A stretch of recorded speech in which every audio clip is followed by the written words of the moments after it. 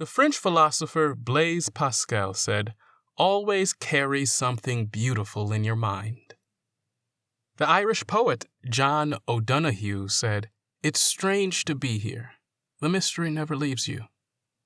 This week I want to talk about something that can be a point of controversy for many people, especially in the online world we live in today. The word has become tainted.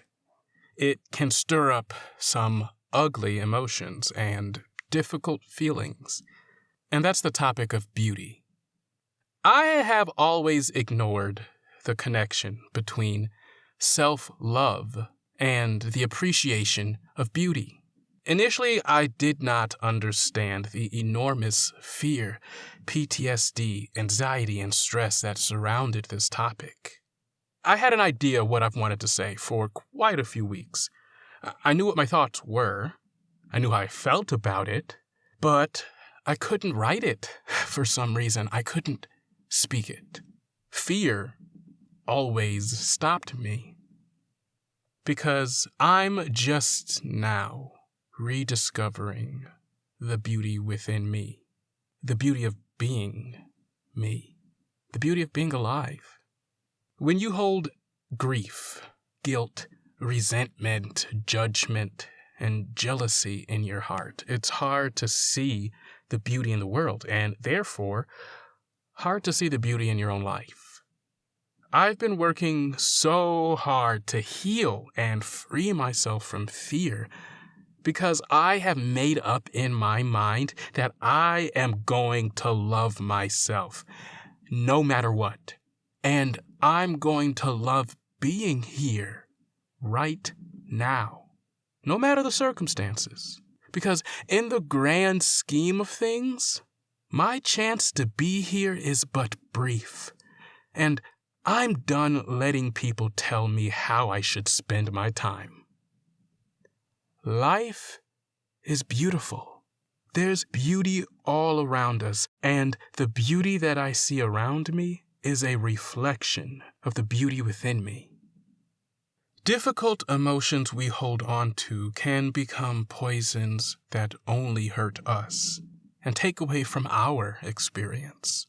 No one in the herstory of history has ever been moved to kindness, acceptance, love, and compassion through blame, anger, insults, abuse, shaming, tough loving, and I'm just telling you how I'm feeling. I know from experience that that way of thinking and living leads to one thing: a soul death, a dimming of the beauty of life, an emptiness, missing out on the journey, the joy of being here, the chance to simply enjoy being and the beauty of being here, to be a part of something bigger than yourself. Is there any beauty in being human? Gosh, it would be sad if there wasn't. Welcome to Real Talk with Mark West, a podcast about owning your shit and playing through life. I do's what I want. I do's what I want. I do's what I want. That's, if people would just accept that, we could get along. Come to me if you want to. I ain't scared. Shit, I bike in Chicago. I feel like I'm Neo in the Matrix, but I suck at it. I'm dodging right into the bullets, you know? This is good therapy. I'm your host, Mark West. Hey, welcome to Real Talk with Mark West, where we are having better conversations with ourselves so we can have better conversations with others. But you definitely know we're having some fun along the way. Last time I talked about the power of theater and how simply engaging in theater can be a tool that helps you create a meaningful life and gain self-awareness and understanding. It definitely has been a tool that I have used in my journey. Anything can be a part of your spiritual practice and be used to generate a greater appreciation of life. But I want to talk about beauty. And there are many different paths we can take in this conversation, and I plan to take a few of them in this podcast. But this week, I want to talk about eye candy. Feeding the eyes to nourish the heart. But first, let's start by finding a new definition and perspective surrounding the word beauty. Our 21st century world is pushing glamour as beauty. And while glamour is a form of beauty, that word is by no means all-encompassing. And because we're constantly being pushed a narrow idea of beauty, it has become a point of stress, anxiety, and self-hatred instead of celebration, excitement, and peace. Beauty is an essential part of life, if not life itself. Not one-noted glamour, but real, meaningful beauty. It's necessary to our life to experience beauty because life is beautiful and we are most alive in the presence of beauty. But if you don't believe that, I completely understand.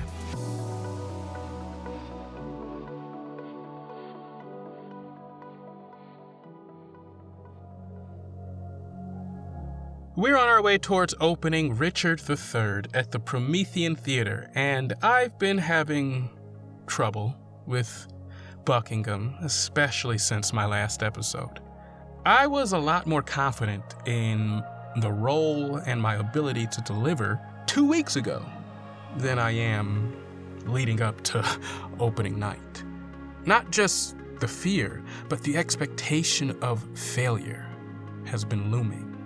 I have a very skewed and narrow perspective, idea, and opinion of myself. I have never thought of myself as anyone special or beautiful in any sense of the word. The feeling of ugliness, worthlessness, being undesirable and unfavored is a constant, something I didn't learn was abnormal until just recently. This ugly feeling is the source of my sass and anger. It's what's hidden under my sarcasm and sense of humor. I don't always view myself as necessary. I don't always view my life as essential. And I don't always connect and relate to the person I see in the mirror or the logo of this podcast. I feel small. I feel misshapen. I feel defective. I've been learning a lot from Buckingham. I've been starting to understand him deeper and seeing the blocks that are getting in the way of me embodying the character like I want to. I found a blind spot in myself, and my fellow actor pointed it out to me. I'm more like Buckingham than I would wish to admit. I'm more manipulative and controlling than I even notice sometimes. By being overly in control of myself in order to shape the way I'm perceived by others. Our tactics are different, but the why is the same, because a positive opinion of others will benefit me. I don't want you to know about me what I think I know about myself, that I'm not as great as I come off. I'm not as good as people make me out to be. My heart, my soul, my person isn't as beautiful as people think I am. Though it has been an internal struggle, I appreciate my new relationship with Buckingham. It has honestly helped me heal old wounds and habits in my life, and I have witnessed the personal growth within myself from getting to know Buckingham. It has helped me shine compassion onto other situations and let go of past offenses that I couldn't process because I couldn't understand. We all know there's a part of us deep down that hasn't been touched. That's the part that we protect when we say protecting ourselves. That part of us that has never been injured. Our true self. That's who we are in the presence of beauty. And beauty lies at the heart of everything. I'm still convincing myself that this is true. Occasionally, I get glimpses in small and meaningful ways. But the easiest and most accessible way is by feeding eye hunger. It honestly does not take much to live deeply and richly, no matter what's going on around you. Just appreciate that you're alive. Remember that you get a chance to be here. Appreciate that you're here. Not here in the middle of your problems, but here on this earth, in this solar system, buzzing around in this galaxy. Here right now in this moment, listening to this podcast while converting oxygen into carbon dioxide. I know it's easier said than done, and it can feel a bit demeaning to imply that you have a lack of appreciation for living. That's not at all what I'm trying to say. Please don't take it like that. Life is hard, and we are presented with many difficulties that require a lot from us. But it's in those times when I always forget that I'm alive. I stop being human, and I become my problem, or I become my feelings. It's good to have routines and practices during difficult times that help anchor you in full reality. But at any moment, I've learned that I can tap into calm and peace by simply looking, contemplating something, asking the question, what am I looking at? And never wanting to come to an answer, discovering new things each and every moment. Being in this world is a feast of riches, if we can only discover it.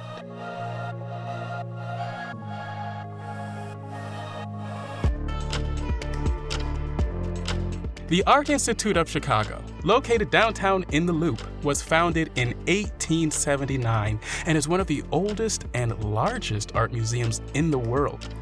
Recognized for its curatorial efforts and popularity among visitors, the museum hosts approximately 1.5 million people annually.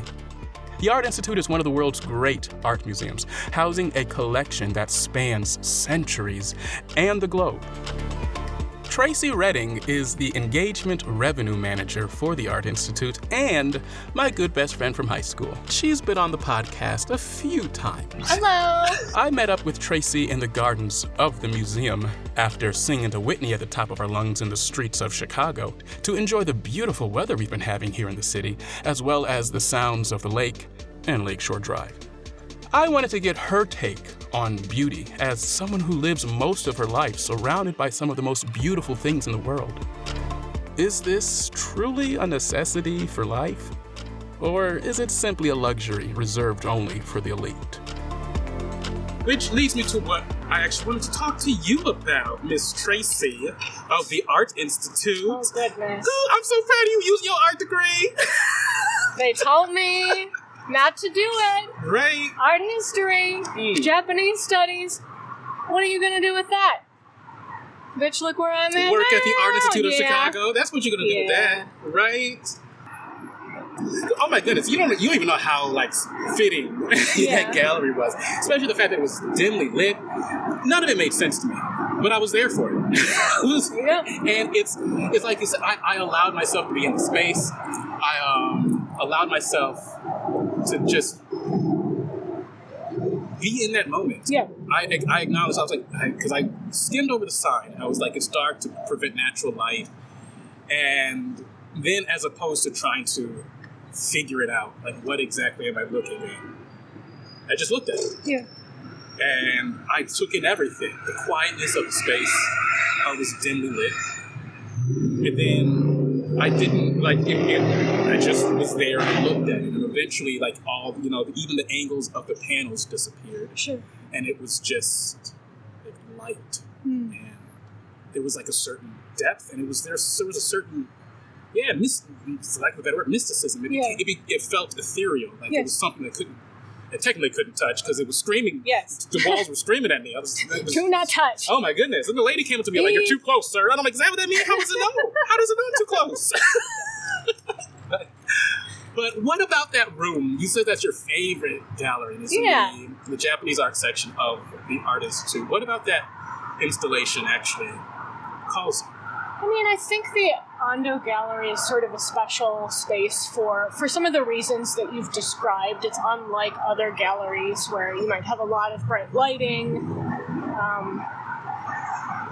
So I think right away, the distinction between most of the other spaces that you are used to in a museum and then entering something that is so different is really striking. I also think the way that you have to navigate the space, where when you enter the room, there are these 16 pillars that sort of partially obscure your view of whatever is on view in the room. So you have to physically navigate this barrier, but also you have this sort of, I don't know, I think it's sort of a magical experience when you can just see little slivers of what it is that you're encountering, and it's not just all at once, but you are approaching the work partially obscured. And I think that there's something about that interruption when you are approaching the object that puts you in a different mind frame for when you actually can navigate through the pillars and arrive there. I think it prepares you to encounter the work differently. Oh. And I think that that's something that's not totally atypical of Japanese design. You'll see, in a Japanese garden that you have to walk along zigzagging planks or enter through a small doorway and then come back up. There's sort of these moments where you have to really mindfully approach where you're going. And I think that that's special. And I think there's something just very quiet, contemplative, meditative even about that space. It's a great spot to just, sit on that bench and take in a moment of quiet. I think it inspires a quieter atmosphere. You notice people that might be chatting a little louder in a different space, and they come into that room and there's something about it. There's no sign that says, please be extra quiet in this room. But there is something about that space that inspires that sort of contemplative, peaceful vibe. And it's very pleasing. It is. It is. It was not at all what I was expecting. We were walking up, and I was telling you about my day, and I was like, this is what happened. And then you're like, well, this is the space. I was like, oh. Yeah. Oh, this? Yeah. Oh. It's special. And it immediately brought some quietness, brought some calm. I could choose to be upset about my day, or I can accept that I'm in the presence of something beautiful right now. Yeah. What is your definition of happiness? Oh, gosh. It's a deceptively simple question, Mark. Question mark. Yes, question mark. Yeah, there's a branding idea. I guess for me, my own personal definition of happiness would be moments of peace or joy, where you have the freedom from whatever it is that might weigh you down or pull you back from experiencing kind of either of those states. Like I said, it's sort of a deceptively simple question, and it's an easy answer to give. I can't say that I've got it all figured out and that it's easy for me. I think it shouldn't have to be this way, and I love that the journey that you're on with this podcast is to try to figure out ways to access happiness or, improve or, gosh, what am I trying to say? Just be happy more frequently. Personally, I have to work to cultivate happiness. I struggle with sometimes feeling like I can't remember when I was happy, or trying to pull myself out of the idea that I'm not going to be happy, or that I can't be happy if, or, whatever qualifying thing. And that's a lie. That's a lie that depression or grief or whatever it is that someone's going through tells you. Because you can have joy and you can have peace. But it's a journey, I think. I think we're all having to unlearn a lot of things that we have done to ourselves, or that, life has done to us, that we are now protecting ourselves from, where we are preventing ourselves from accessing those feelings and being free to just be in a space where we can be at peace or feeling free to just be joyful. The definition of beauty has changed. It's come to mean glamour. And in today's society, that definition has become very toxic. And the Irish theologian, philosopher, and poet, his name is John O'Donoghue. He died back in 2008. But he has a quote that says, "Beauty isn't all about nice loveliness. Beauty is about a more rounded, substantial becoming. An emerging fullness, a greater sense of grace and elegance, a deeper sense of depth, and also a homecoming for the enriched memory of your unfolding life." Lots of words, lots of pretty and fancy words. But basically he's saying that beauty is more than just glamour. Beauty is a spiritual experience. We are more alive. We feel most alive in the presence of beauty. And we feel most ourselves in the presence of beauty. Ancient Greece had multiple words for beauty. Two of them that stick out for me was the word kalos, which we use that word for calling, and the word, I'm going to mispronounce this, hora, which we use that word for hour. Essentially, hora is the way you would describe a piece of fruit that's ripe. It's beautiful because it's at one's hour. Like when you reach your full potential, it's perfectly ripe. Oh. It's beautiful. So as opposed to saying that's a ripe fruit, no, that's a beautiful fruit. Sure. Is there any beauty in being human? In the whole idea of coming into one's own, or the hour, the hora, in which a ripe piece of fruit. You've eaten a piece of fruit at the right time. Yeah. You know, you're like, wow, this strawberry is perfectly in season. And that is a beautiful moment. And strawberry smells beautiful, it looks beautiful. Can that be applied to being human? Is there anything beautiful about being human? Gosh, it would be sad if there wasn't. I mean, I think so. Let me sit on that. On that, with all of that, being yourself at this hour is beautiful. Yeah. That's what I got when I was looking over that. I was like, okay, so who I am at this hour, as long as I'm fully myself, 100% myself, I'm trying to tell myself theoretically, but there's beauty in that. Oh, absolutely. I mean, yeah, I think there's sort of definitely a broader definition of beauty than especially glamour, as you brought up before, but there is something beautiful in special moments, and maybe even those moments that I talked about before, where you have a moment of just unbridled joy or perfect peace. There's something special about moments of connection between people, moments where you grow as a person or realize something about yourself. I think there's a lot of things in the human experience that would qualify as beautiful.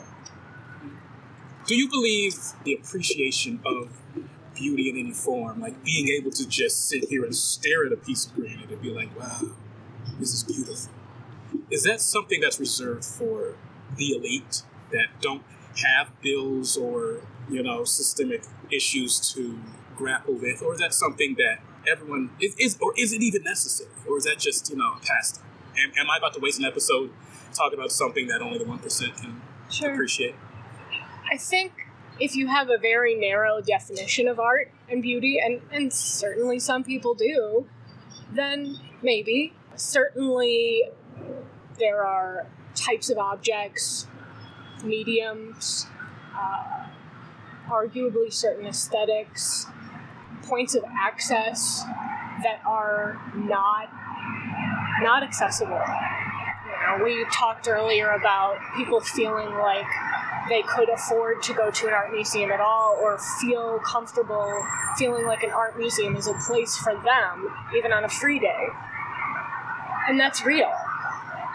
There are certain types of art that are not accessible. There are certain types of experiences that are not accessible, even through a perceived sense of I'm welcome here, or this is for me. That being said, I would think it's a very, very small portion of people that don't find some sort of art or beauty or make it for themselves in their own experience. And there might be some people who would look at that and say, well, that's not art to me, or I don't like that. But I don't know that many people that can't find a song that they love on the radio, or hum a song to themselves, or make a pattern in the dirt with a stick, or draw something on a sheet of lined paper. Find something that they think is a beautiful image and make it their phone background. I think everyone seeks out the things that they're drawn to visually and surround themselves with that to some degree, even if it's not a priority. I think that art is something that is distinctly human and brings us together, can create a sense of community, can really cultivate that happiness. You actually said some things that helped something click for me. What I heard from you is that you've just kind of been on a pursuit. It isn't like you're like, oh, I know what beauty is, and this is what I want to do.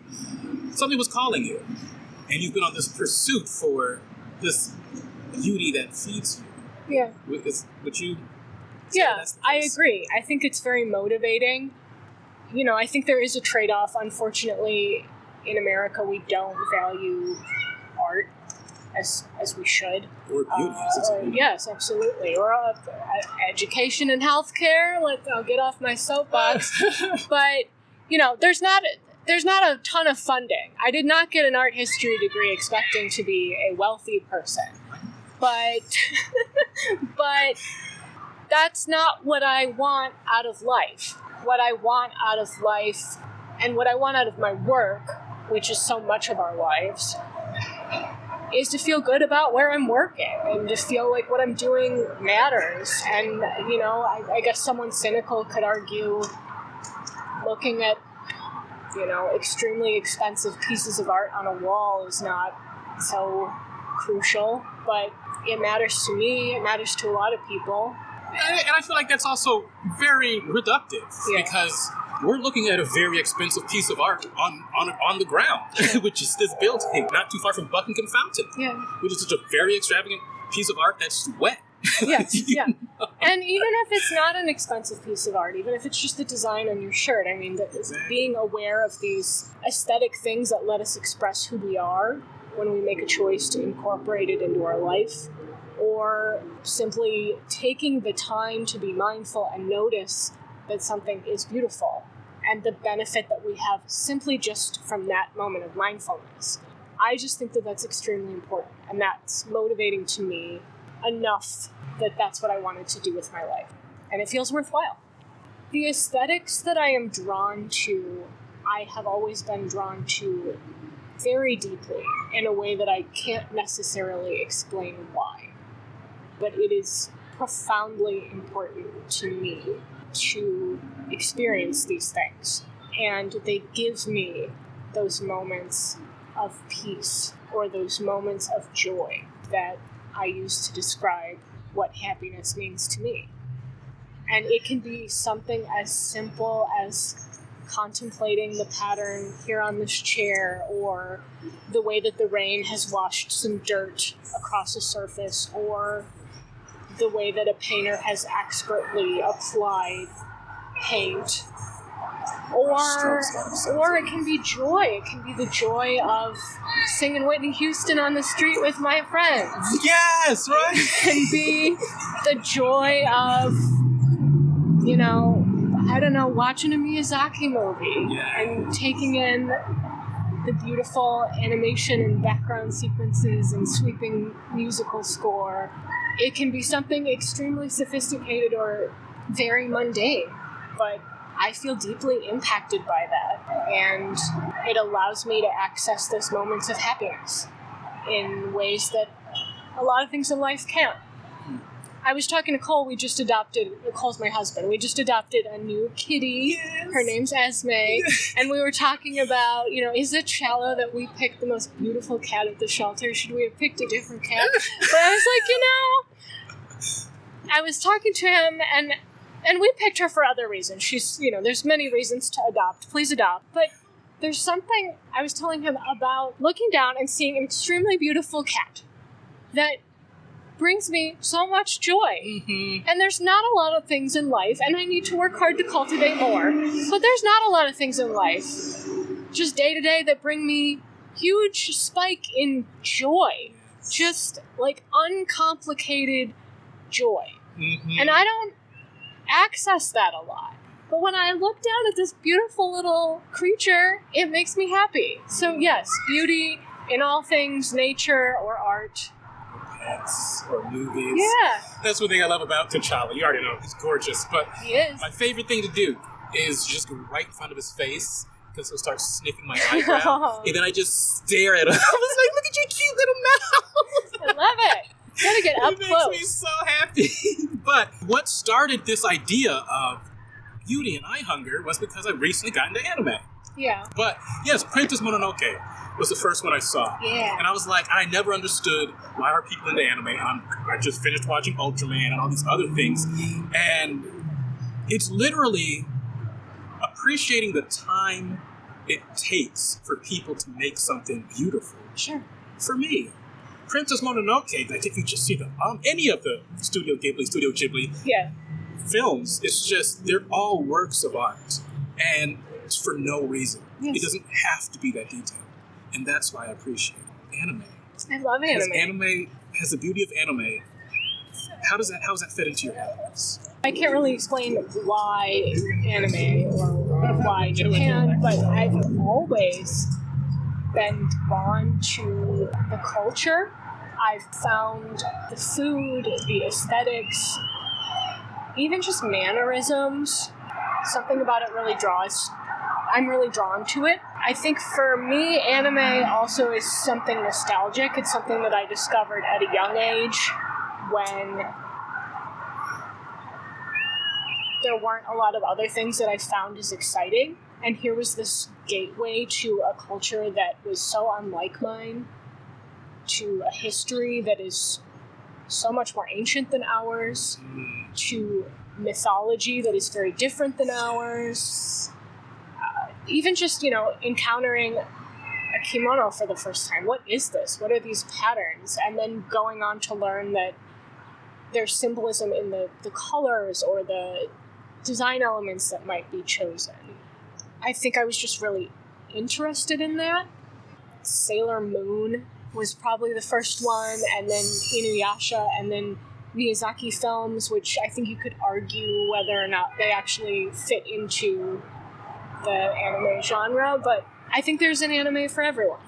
But I think for me, like, growing up, falling in love, and discovering that this culture that I was going to have a lifelong love affair with, to go on to do a study abroad trip, to pursue a passion degree in, I'm not working in the Japanese art department, but you can bet I spend a lot of my time in those galleries, appreciating those objects. I think for me it ties back to a nostalgia from my youth. It ties to this indescribable connection that I have to a culture. It ties to a sense of lightness and fun. I had fun with my friends as a kid, and I have fun with my friends now. Like, did you watch this episode? Oh my gosh, this happened. This movie's so great, isn't it? I think it's that connection piece too that we talked about earlier, how art can bring people together. It's really multifaceted for me. It's real meta. I love it because it's beautiful, and I love it because it's brought something to my life that's meaningful. I'm just gonna say I really love anime, and I think everybody should give it a try because it's fun. Yes. Have some fun. Yes. And there's such small moments that can just leave you in just awe and Yeah. wonder. Yeah. Feeding off what you just said, the appreciation of art leads to a deeper connection with self and a deeper connection with others, which in itself turns your life into a beautiful work of art. Yeah. Fine. See, we answered that question from earlier. Oh. There's the beauty. Yeah, there's the There's beauty. beauty in being human. High five! Look at We us. did it. We're We did awesome. Well, my eyes are a bit hungry, and since we're downtown, thinking we'd be done and walk around a bit. Yeah, let's go look at the beautiful things there are to see. And all these skyscrapers, the cars. Beauty is a lantern shining at the heart of life. And in order to experience beauty, we need to answer its call. Blaise Pascal said, always carry something beautiful in your mind, especially when there seems to be so little beauty around you, literally or figuratively. Your thoughts are an amazing thing. That's why I've been spending so much time focusing on how to control them. A thought can be a mirror, a lens, a bridge, a wall, a window, a ladder, a hole. You can dwell inside of a thought, and it is an intimate and sacred sanctuary. I've been doing my best to incorporate art and beauty into my everyday life in the past couple of months. I've changed my social media feed so there's less memes and more artists. And honestly, although I'm a bit behind on the latest IG and TikTok sensations, I still feel more fulfilled than I have in the past.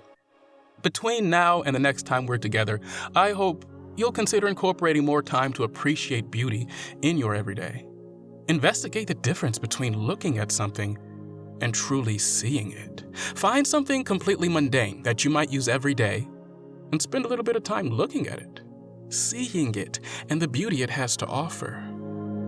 Make it a mission to find one awe-inspiring thing a day. Spend time in nature, or bring nature to you.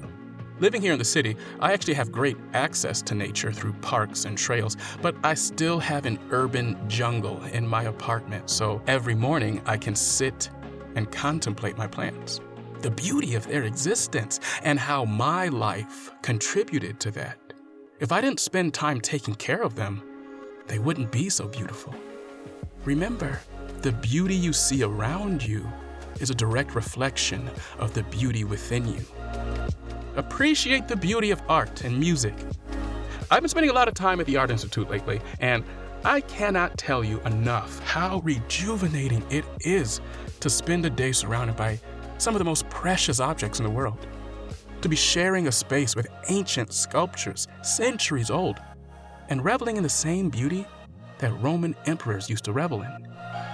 The easiest thing to do, and something that takes no work on your part but to notice, is to enjoy the sunset, the twilight hour of the day. I was recently given a new perspective on sunset or twilight thanks to John O'Donohue. I was told that the light of twilight is similar to the light within you. I've been having a hard time finding the beauty within me, finding the light that lives inside of me. I only see a murky darkness, but if you've ever noticed the sky right after the sun goes down, you'll notice that it's not dark at all. The entire sky is illuminated with vibrant, bright light of every color, blending together as if the light is giving its last hurrah, showing off before disappearing. There is not darkness anywhere, even though the sun is gone, but different shades and colors of light. That is the glow of the human spirit, the light within you. Your life is a threshold between light and darkness. But there is not darkness within you, but light. It is not one-noted light, but nuanced and vibrant. Our eyes not only enjoy beauty, but we crave it. Maybe set your alarm for sunset each day this week, and wherever you are, when it goes off, take a moment to stop and be mindful of the colors of the sky. Take a moment to remember you're alive and get to be here. Be with nature, observe the night sky, and see it as a reflection of the beauty and light within you. You are beautiful.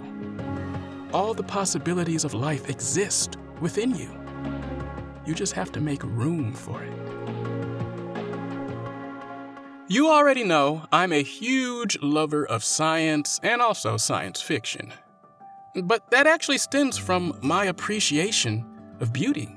The people we recognize as the leaders of science and mathematics, we fail to recognize were also devoutly spiritual and weren't seeking to become learned scholars, but were seeking to understand beauty, their place here, and become closer to God. Isaac Newton is known for discovering the laws of inertia. An object at rest will stay at rest until acted upon by an equal and opposite force, and so on. But Isaac Newton wrote more papers about spirituality than he did mathematics. He said his goal in studying science was to get closer to God and to better understand himself. Those who study space, stars, and science are often led by theories. They have an idea of how things work, and then they study to prove whether or not that idea is true. One thing that scientists will always tell you, and that motivates them to keep asking questions, is that the most beautiful theory is most often the one that ends up being true. The German mystic Meister Eckhart said, "Gott wird und Gott unwirkt," or God becomes and God unbecomes.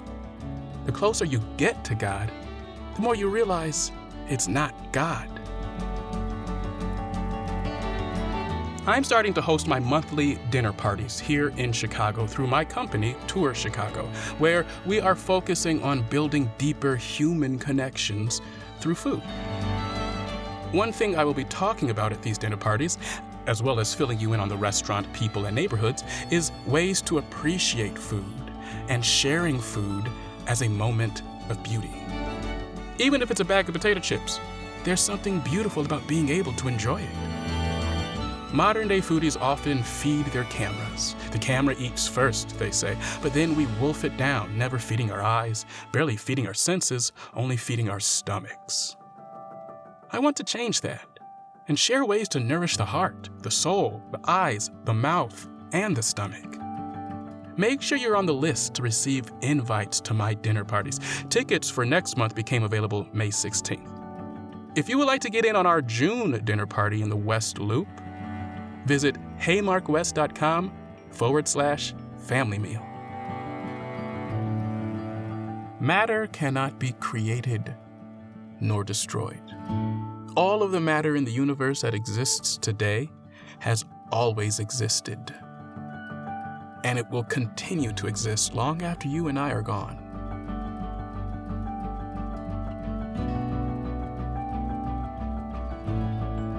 It is a scientific fact that all of the matter in the universe came from an exploding star. You, me, this planet, all of us are the results of cosmic stardust. That's not just fancy talk, a nice way of thinking. That is scientific fact. You are not American, Republican, Democrat, male, female, non-binary, black, Asian, Latinx, Christian, atheist, gay, whatever. You are life, made from the same stuff that made the sun and the stars, a cosmic phenomenon, the greatest mystery of all time. You are the place where the universe becomes conscious of itself, the point where the earth tries to heal itself. You are beautiful, inside and out. It's time to start living like it. This is not the episode I wanted to put out today. I had planned to talk about this from a perspective of this is how life should be. But I couldn't talk about this without being honest and saying, this is what I'm striving to find out of life. I'm striving to find the beauty around me so I can see the beauty within me. And I want that for you too.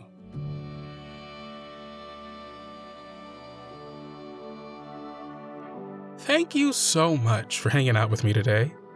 I really hope you enjoyed this episode. If you got something out of it, please leave a review, follow and subscribe, and of course, share this episode with a friend. It takes just a couple seconds, but the impact and my gratitude are immeasurable as every little bit helps in growing awareness. To find more episodes, or to talk back to me about your journey, visit heymarkwest.com. There you'll find my social media links, as well as additional resources for support. I'm Mark West, and until next time, don't forget, you are a rock star. You've got this. I'll see you in 2 weeks for Real Talk with Mark West.